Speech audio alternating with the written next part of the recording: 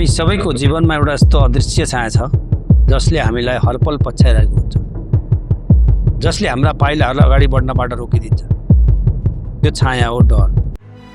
हामी दिनौँ सोच्छौँ कि डर बाहिरको दुनियाँबाट आइरहेको छ। कसैले मलाई छाडेर जाला कि भन्ने डर, जागिर छुट्ला कि भन्ने डर, व्यापार डुब्ला कि भन्ने डर, वा भोलि समाजमा मान सम्मान जाला कि भन्ने डर। तर यदि तपाईँले आफ्नो भित्री मनलाई अलिकति ध्यान दिएर निहाल्नु भयो भने एउटा अनौठो सत्य थाहा पाउनुहुन्छ।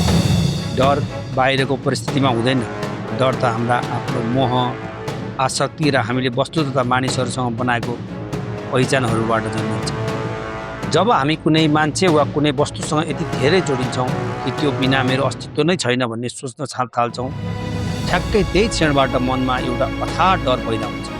उदाहरणका लागि, जब तपाईँसँग एउटा सामान्य थोत्रो साइकल हुन्छ, तपाईँलाई त्यो हराउला कि भनेर डर कहिल्यै लाग्दैन। राति निन्द्रा नआउने पनि हुँदैन। तर जब तपाईँ ठुलो मेहनत गरेर एउटा महँगो गाडी किन्नुहुन्छ, गाडीसँग तपाईँको मनमा डर पनि भित्रिन्छ कि कतै ठोक्किने हो कि कतै चोरी हुने हो कि। गाडी त केवल एउटा धातुको वस्तु हो। तर डर किन आयो? किनकि तपाईँको मनले त्यो गाडीसँग आफ्नो मोह जोड्यो। हाम्रो जीवनका सम्बन्धमा पनि यही नियम लाग्दछ। हामी बिर्सिन्छौँ कि हामी यो संसारमा पूर्ण रूपमा एक्लै आएका हौँ। हिजो कुनै मान्छे, कुनै पद वा कुनै धन सम्पत्ति तपाईँको जीवनमा नहुँदा पनि तपाईँ एकदमै ठिकठाक बाँचिरहनु भएको थियो। तपाईँको जीवन चलिरहेकै थियो, अनि आज त्यही कुरा हराउला कि भनेर पेट गाँठो पार्दै छाती धड्काउनुको के अर्थ छ? तपाईँलाई त्यो बिना पनि कसरी बाँच्ने भन्ने थाहा छ, र भोलि परिस्थिति बदलियो भने पनि तपाईँ बाँचिरहन सक्नुहुनेछ। धेरै मानिसहरू भोलिको काल्पनिक अनिश्चिततालाई लिएर डराइरहेका हुन्छन्। भोलि कतै ठुलो सङ्कट आयो भने के गर्ने? तर मित्रहरू, मानिसभित्र एउटा यस्तो अद्भुत क्षमता छ जसले उसलाई जुनसुकै परिस्थितिमा पनि ढाल्न सहयोग गर्छ। मानिस पृथ्वीको जुनसुकै कुनामा पुगेर, चाहे हिमाली भेगको कडा चिसो होस् वा खाडी मुलुकको पसिना निकाल्ने कडा घाम, ऊ त्यहाँ अनुकूल बनेर जीवन चलाउँछ। हामीले हाम्रै जीवनमा ठुला ठुला भूकम्प, नाकाबन्दी र महामारीहरू देख्यौँ। ती कठिन समयहरूमा लाग्थ्यो कि अब त सबै कुरा सकियो, जीवन कहिले पुरानो लयमा फर्कने छैन। तर हेर्नुहोस्, मानिस फेरि उठ्यो, फेरि उठेर हिँड्यो र फेरि मुस्कुराउन थाल्यो। यसको अर्थ यो हो कि भोलि जुनसुकै परिस्थिति आए पनि तपाईँभित्र त्यसलाई सामना गर्ने अद्भुत शक्ति स्वतः जाग्नेछ। कतिपय मानिसहरू त संसार नै सकिएला कि भन्ने डरले पनि पिल्सिएका हुन्छन्। तर सोच्नुहोस् त, यदि यो सम्पूर्ण संसार नै समाप्त भयो भने पनि के समस्या छ? जब संसारै समाप्त हुन्छ, तब चिन्ता गर्नका लागि तपाईँ मात्र कुनै टापुमा एक्लै बाँकी रहनुहुने छैन। तपाईँ पनि संसारसँगै समाप्त हुनुहुनेछ। र जहाँ तपाईँ नै हुनुहुन्न, त्यहाँ कुनै चिन्ता, कुनै अशान्ति र कुनै डरको अस्तित्व नै रहँदैन। संसारको अन्त्य हुनुको अर्थ हो तपाईँका सबै समस्या र मनका गाँठाहरूको अन्त्य हुनु। त्यसैले जे कुराको नियन्त्रण तपाईँको हातमा छैन, त्यसको काल्पनिक डर मनमा पालेर आफ्नो वर्तमानलाई नर्क बनाउनु सरासर मूर्खता मात्र हो।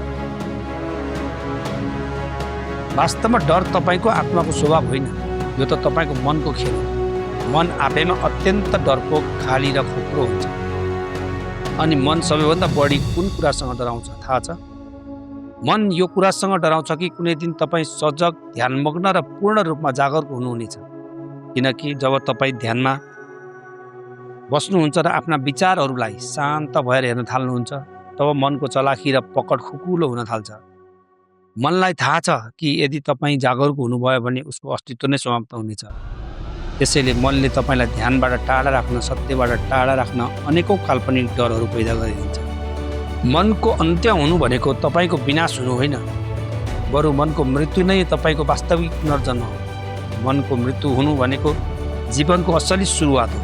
जसरी पिँजडा भत्किएपछि मात्र धुनीको चराले खुल्ला आकाशमा उड्ने पखेटा पाउँछ, त्यसरी नै मनको सीमाबाट बाहिर निस्केपछि मात्र तपाईँले सम्पूर्ण ब्रह्माण्डलाई आफ्नो पाउनुहुन्छ। मन एउटा जेल हो, र जागरुकता भनेको त त्यो जेलको ढोका खोलेर बाहिर निस्कनु हो।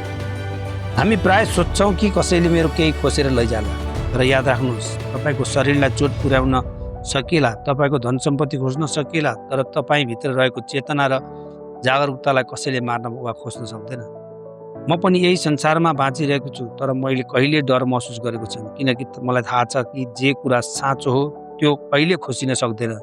जीवनको सबैभन्दा ठुलो खोज र सबैभन्दा बहुमूल्य खजाना नै यही हो। यही कुरालाई तपाईँहरूले मनन गर्नु जरुरी छ, र यसैलाई जागरुकता पनि भनिन्छ। यदि तपाईँ जागरुकता बिना नै बाँचिरहनु भयो भने तपाईँ दिन प्रतिदिन नयाँ नयाँ डरहरू सिर्जना गरिरहनुहुन्छ। तपाईँ डरमै जन्मनुहुनेछ, डरमै बाँचिरहनुहुनेछ, डरमै एक दिन हराएर जानुहुनेछ। तपाईँले कहिले पनि साँचो स्वतन्त्रता र आनन्दको स्वाद चाख्न पाउनुहुने छैन। डरबाट मुक्त भएर जिउनु सधैँ तपाईँकै क्षमता र सम्भावनाभित्र उब्रन्छ। तपाईँले जुनसुकै क्षण पनि जागरुकतालाई रोजेर डरबाट मुक्त हुने दाबी गर्न सक्नुहुन्छ, तर तपाईँले कहिले गर्नुभयो। त्यसैले आफ्ना डरहरूका लागि अरू कसैलाई दोष नदिनुहोस्। यो पूर्ण रूपमा तपाईँकै आफ्नै जिम्मेवारी हो। आजैबाट मनको दास हुन छाडिदिनुहोस्। आफ्ना डरहरूसँग भाग्नुको सट्टा तिनलाई शान्त भएर साँची बनेर हेर्नु सुरु गर्नुहोस् र आफ्नो भित्री चेतनालाई जगाउनुहोस्। जुन दिन तपाईँ आफ्नो भित्री चेतनालाई जगाउनुहुनेछ त्यो दिनबाट तपाईँले असली जीवनको स्वाद प्राप्त गर्नुहुनेछ।